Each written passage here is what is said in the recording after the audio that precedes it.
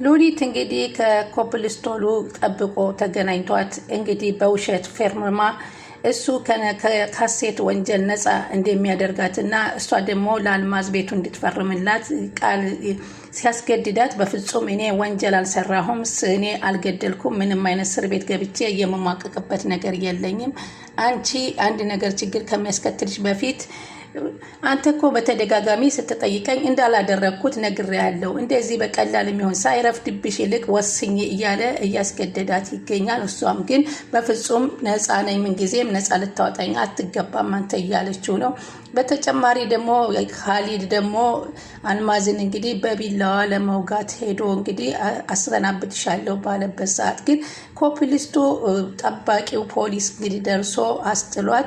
ይህ ሰው ደግሞ ከነሱ የሚፈልገው አንድ ነገር አለ። ይኸውም ልጇን ልዕልትን እንድትድርለት እንጂ ገንዘብ ውለታውን እንዳፈረሰ ነው። በዚህ ደግሞ አልማዝና እሱ እየተቃረኑ ይገኛሉ።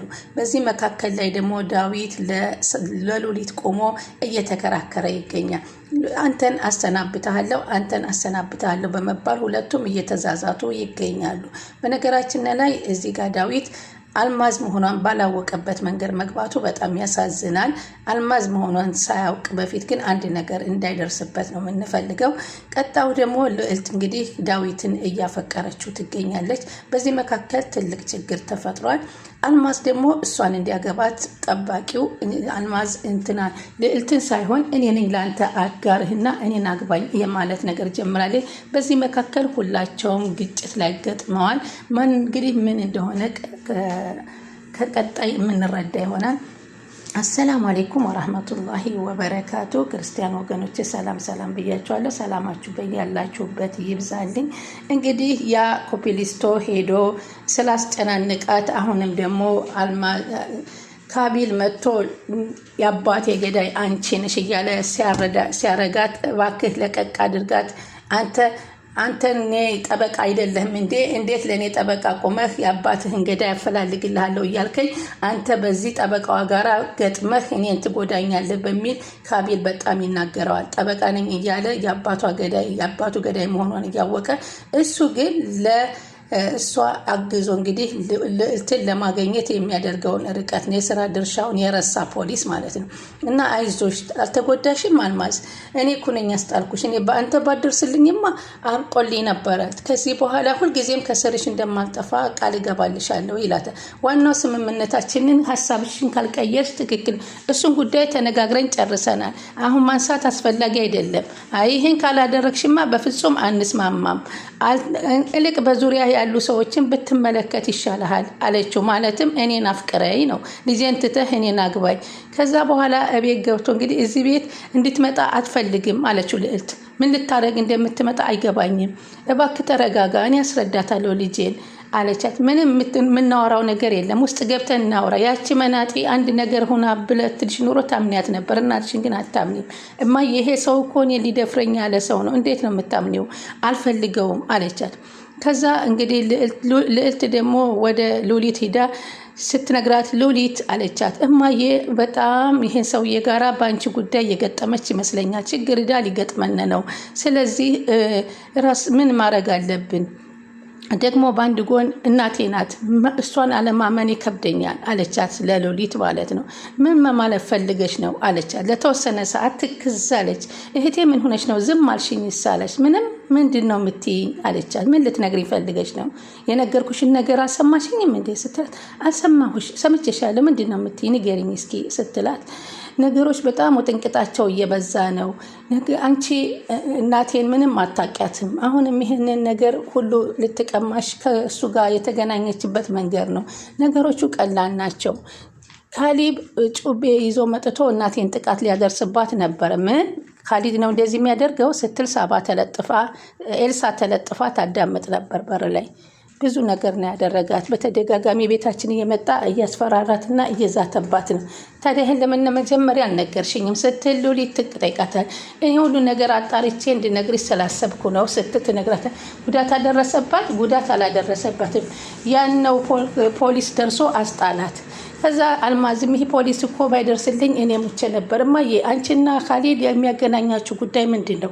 ግልጽ ያልሆነ ነገር ምን ያለ ነገር አለ? ምን አትነግሪኝም? እያለቻት ነበር። እና በፍጹም ግን ምንም እሱ ለእኔ ጠባቂነት ነው። በፍጹም ነገር ምን እኔ ነግሬሃለሁ አለችው አልማዝ። አንተና እኔ በገንዘብ እንጂ በልጄ እንዳትመጣብኝ፣ በልጄ የምትመጣብኝ ከሆነ ግን ነገራችን ሁሉ ወደ ነበረበት ይዞራል ስትል ታስጠነቅቀዋለች ማለት ነው። ከዛ ኤልሳ ደግሞ ታገኛትና ስትወጣ ልዕልትን ጠብቃ ስሚ አለቻት። ነገርኩሽን ነገር ምን አደረግሽው ትላታለች። የቱን? ስለ ዳዊት የነገርኩሽን አለቻት። እባክሽን አሁን ስለ ዳዊት አለቻት። የማሰብበት ነገር የለኝም። እኔም እኮ አንቺ ደግሞ ምን አታቂም እንዴ? አሁን እኮ ዳዊትና ሉሊት እኮ በጣም ጓደኛ ናቸው፣ በጣም ይዋደዳሉ። ስለ እሷ ነው የሚያስበው። ዳዊትና ሉሊት ተዋደዋል። እኔ እህቴ ሉሊት ይሄን ነገር አትደብቀኝም። አንቺ ደግሞ ስታቂያትም እሷ የተዝረከረከ ነገር አይመቻትም፣ የራሷ የምትለው አላት። ስለዚህ ሉሊት ይሄንን ዳዊት ጋር ግንኙነት ቢኖራል ለእኔ ትነግረኝ ነበር። ምን አስበሽ ነው ግን እኔን ለማሰብ የምትጣጣሪው አለቻት ኤልሳን። እኔ ካሌብ እንዲያገኘው እርጅኝ፣ አንቺን ደግሞ ዳዊት ጋራ እንድትገናኙ ልርዳሽ አለቻት። አይ ኤልሳ አለቻት፣ እኔ ካሌብ መንገድ ካመቻቸሽ እኔ ጥሩ ነው። እኔ አልፈልግም አልኩሽ እኮ፣ እኔ ዳዊትን አልወደውም አልኩሽ እኮ ብላ አለቻት። ኤልሳ እሱ እንደማይሆን ታውቂያለሽ አይደለ ስትል ድንገት ይመጣል እሱ ዳዊትም ሰላም አላቸው። ማን ነው እንዴት ናችሁ አላችሁ። ሰላም። ሉሊት የለችም እንዴ? ቤቱ ጸጥ አለሳ። አንተ ሉሊት ከዚህ ቤት ከሌለች ምንም አይሰማህም? እና ለዛም አይደለም ሁሉ ነገሯ ደስ ይለኛል አላት። አለችልህ ከውስጥ አለች። አሀ ነገሮች ገጠሙ አለች ኤልሳ። አየሽ በጣም ነው የሚተሳሰቡት። አመንሽኝ አሁን አለቻት። እንግዲህ ይህ ሁሉንም ነገር በአይንሽ እያየሽ ነው ስትል አሳመነቻት። ደህና ሁኚ ብላ ሉሊት እንግዲህ ልዕልት ተናዳ ቤቱን ጥላ ትወጣለች።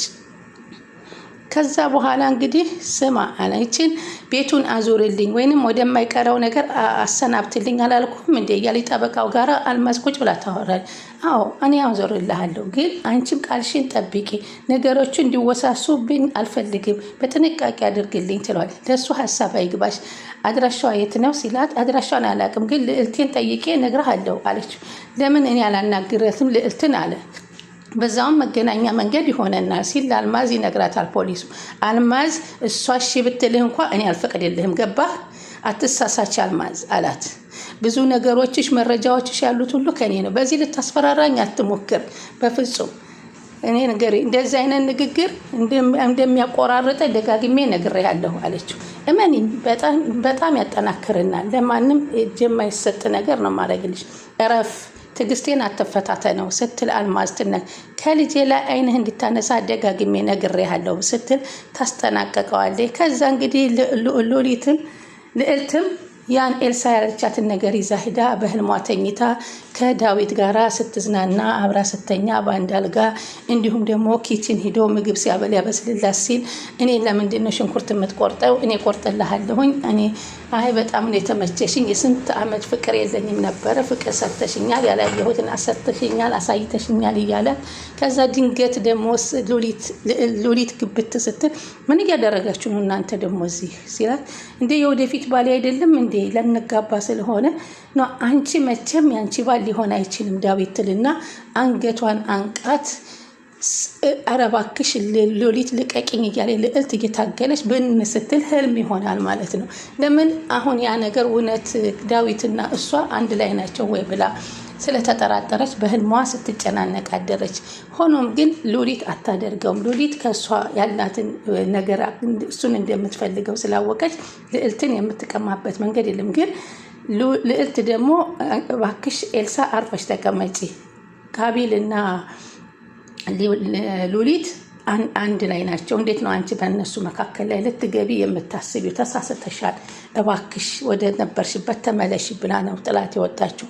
ከዛ በኋላ እንግዲህ ያ ነገር ሁሉ ህልም ሆኖ ሲጨረስ በተባለው መሰረት ደግሞ ወደ ሉሊት ይሄድና ስሚ አለ፣ በስነ ስርዓት ቁሚና እናግሪ ሉሊት፣ የሚጠቅምሽን ነገር ልነግርሽ በተጊበው መንገድ አነገር ምንድነው?